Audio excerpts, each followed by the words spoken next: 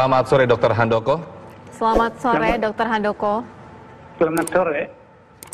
Ya, saya ingin bertanya terlebih dahulu untuk kondisi kesehatan Dr. Handoko saat ini. Bagaimana dok? Kondisi saya cukup baik. Tidak merasa apa-apa, tapi belum boleh keluar dari kamar isolasi. Iya, pertama kali Dr. Handoko merasa badannya tidak nyaman, tidak enak badan itu seperti apa dok? Mula-mula saya merasa lemas sekali dan mual-mual dan demam tinggi. Oke. Lalu sesak nafas. Sesak nafas ya dok? Iya. Ada berapa pasien dok yang dokter tangani pasien COVID-19? Di Kedoya ada 5, di MMSC ada 4 kira-kira. Tapi dugaan COVID banyak. Ya, kalau menurut Dr. Handoko selama ini setelah menangani beberapa pasien yang sudah ditangani Dr. Handoko, bagaimana kondisi dan juga track record hingga saat ini dok? Bagaimana?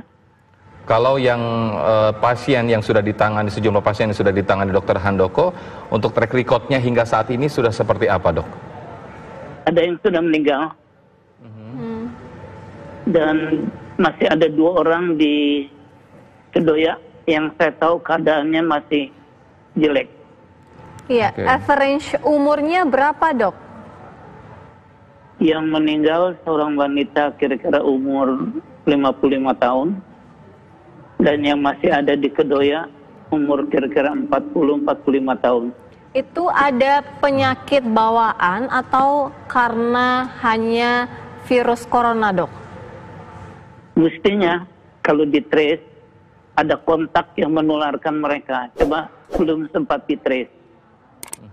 Baik.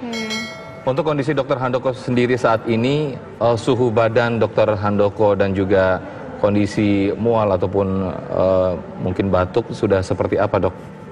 Suhu badan sudah normal sejak mulai masuk. Batuk jarang. Ya. Yang lain cukup baik. Oke. Kalau menurut pengamatan atau pengalaman Dr. Handoko sendiri selama merawat sejumlah pasien COVID-19 ini, apa yang harus dihindari atau yang harus diantisipasi oleh sejumlah tim medis lainnya dok? Yang seringkali diabaikan adalah bahwa kita tidak mempunyai APD. APD itu mahal, alat pelindung diri.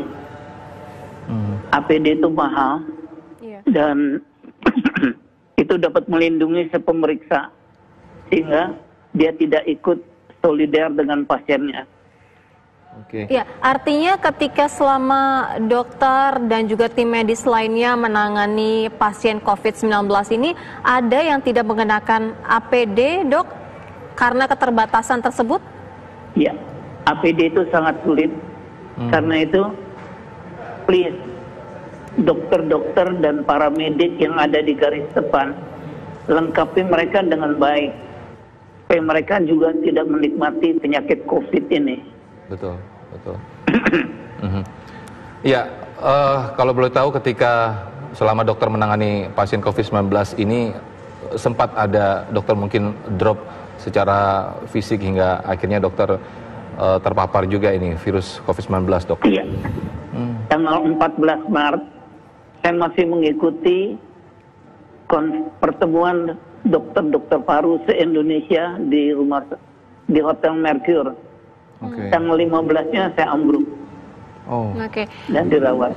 Ya, dok, ada berapa dokter yang juga bersama Dr. Handoko yang ikut diisolasi, dok? Saya dengar banyak sekali. Saya satu kamar dengan seorang dokter dari Cempaka Putih. Banyak dokter yang terkapar, yang beruntung masuk rumah sakit, yang tidak beruntung sudah dipanggil Tuhan. Ya ampun. Dok, artinya ketika dokter bersama dokter-dokter lainnya diisolasi, penanganan apa dok? Sehingga bisa akhirnya Dr. Handoko dan yang lainnya juga bisa sembuh. tergantung dari stamina, ya. Dan obat-obat yang belum ada terbukti betul-betul menyembuhkan corona. Ya. Sampai sekarang belum terbukti. Ya. Iya. Dokter sendiri selain saat ini dilakukan isolasi, apa obat ataupun vitamin-vitamin yang diberikan untuk Dokter Handoko sendiri saat ini? Saya ditangani oleh dokter-dokter paru, adik-adik saya, yang menjaga saya dengan luar biasa baiknya. Saya mendapat Tamiflu, obat untuk flu burung, yang sebenarnya tidak terbukti efektif untuk corona. Tapi daripada nggak ada obat, itu yang diberikan pada saya, dan juga kloroquine. Ya. Dokter Handoko salah satu dokter yang kita lihat semangatnya sangat tinggi untuk membantu menangani pasien COVID-19 ini agar sembuh. Dok, kita ingin tahu dok, apa saja sebenarnya yang dibutuhkan masyarakat saat ini yang sudah terpapar virus corona ini? Yang harus dilakukan oleh yang terpapar adalah isolasi. Jangan ngajak teman-teman dan tetangganya ikut terpapar. Dan kalau ada demam, langsung lapor dokter. Artinya ketika seseorang itu mengalami gejala misalnya demam, kemudian flu ataupun batuk, apa yang harus dilakukan? Apakah mengkonsumsi obat penurun panas terlebih dahulu atau langsung menghubungi dokter terdekat? Yang pertama istirahat. Istirahat, oke. Makan vitamin yang banyak. Ya. Kemudian kalau panasnya makin tinggi, disertai dengan batuk yang tidak berdahak, segera ke dokter. Nanti dokter akan membuat ronsen foto, dan kalau pada ronsen foto ada infiltrat, itu luka yang tipis di kedua lapangan paru, maka itu sudah tanda-tanda bahwa ini COVID-19. Oke. Dokter Handoko salah satu dokter spesialis paru. Dok, kita juga ingin tahu dok, sebenarnya kalau untuk kesehatan diri baik itu paru, karena kita tahu virus ini menyerang melalui peradangan.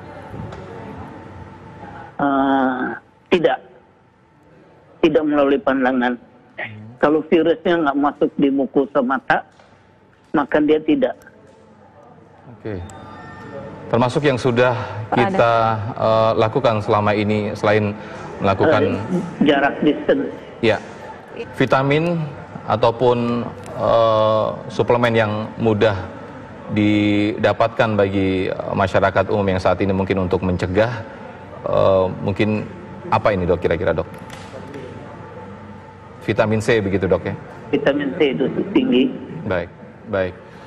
Baik, yang penting dokter, istirahat, jangan terlalu capek, dan jangan sok berani kontak dengan orang luar. Baik. Himbauan saya, virus corona ini suatu penyakit yang dahsyat. Kita tidak ingin mengikuti jejak Italia. Kita ingin mengikuti jejak Cina.